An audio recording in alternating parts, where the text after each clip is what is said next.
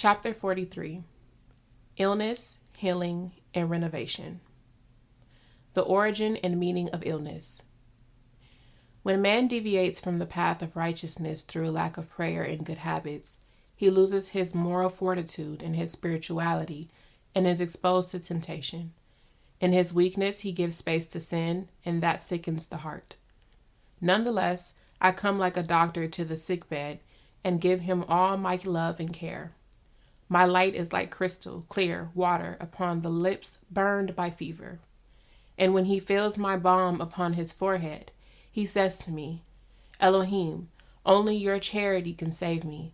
I am gravely ill in spirit, and death shall come to me quickly.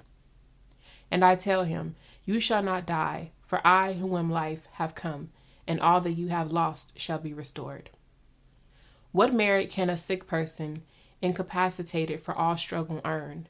His merits may be great and many if he knows how to vest himself with patience and acceptance, if he knows how to be humble before the divine will, and knows how to praise me in the midst of his pain.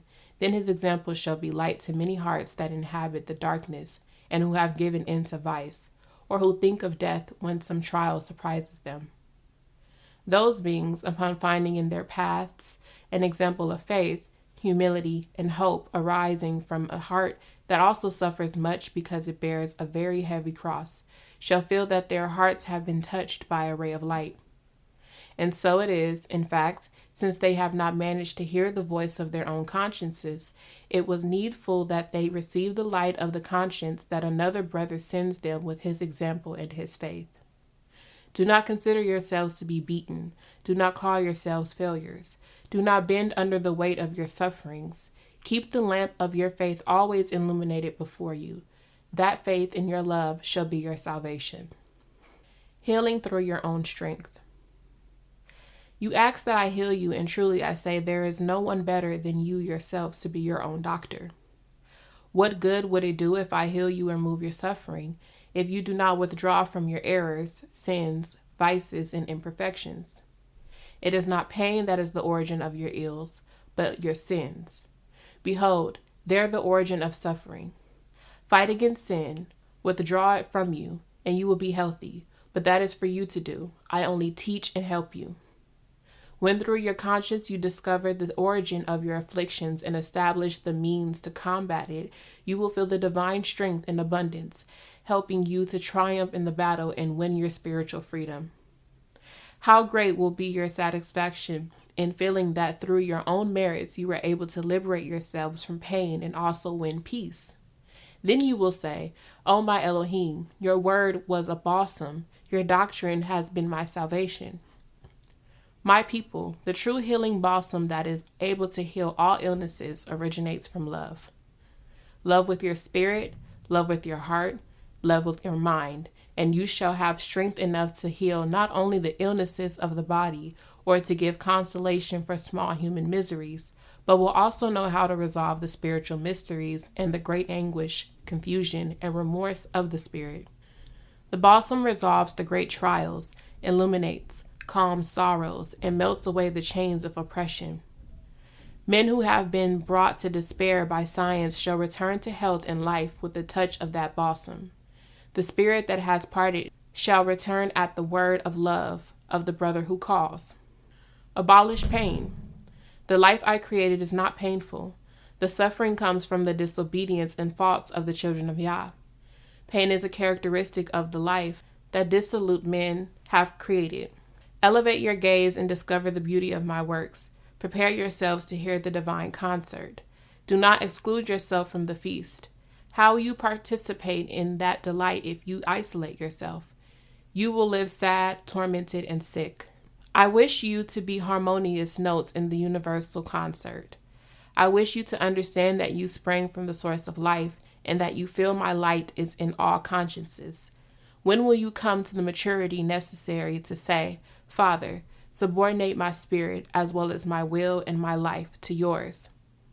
Do you understand that this you cannot see while your senses are sick and your spirit selfishly isolated from the path? You live under the torment of illnesses or of the fear of contracting them, and yet, what is a physical illness compared to an error of the spirit? Nothing, if the spirit knows how to raise itself up. For in my charity you shall always find help. Just as the blood runs through your veins and gives life to the body, so too the strength of Yah, like a torrent of life, passes through your spirit. There is no reason to be ill if you comply with the law. Life is healthy, joy, happiness, and harmony, and being ill you cannot be a storehouse of the divine goods. Whether unhealthy in mind, heart, or body, the Master tells you to ask your spirit, which is a child of the Almighty, to return to the path, to heal your ills, and help you in your weakness. The renovation of human beings. Vanity, a weakness which has been manifested since the first man, will be combated through spirituality. It is the struggle that has always existed between the spiritual and the material. For while the spirit tends toward the eternal and the elevated in search of the essence of the Father, the material looks only for what satisfies and flatters it, even when this is to the disadvantage of the spirit. That struggle which is present in every human being is a force that originates inside men themselves due to the influence that they receive from the world. For that which is material seeks all that which relates to its own nature. If the spirit manages to tame and channel that force, it would have harmonized its two natures within its own being and shall reach its progress and elevation. If, on the other hand, it allows itself to be dominated by the strength of the material form, it shall be induced to evil. A ship without a rudder in the midst of a storm. You, unbelieving and skeptical, cannot believe in a world of justice, nor can you manage to conceive of a life of love and virtue on your earth. In a word, you do not believe yourselves capable of anything good, nor do you have faith in yourselves. I do believe in you. I know the foundation that there is in each of my children, because I formed it, and I gave it life by my love. I do have hope for men. I do believe in their salvation, in their becoming worthy, and in their elevation.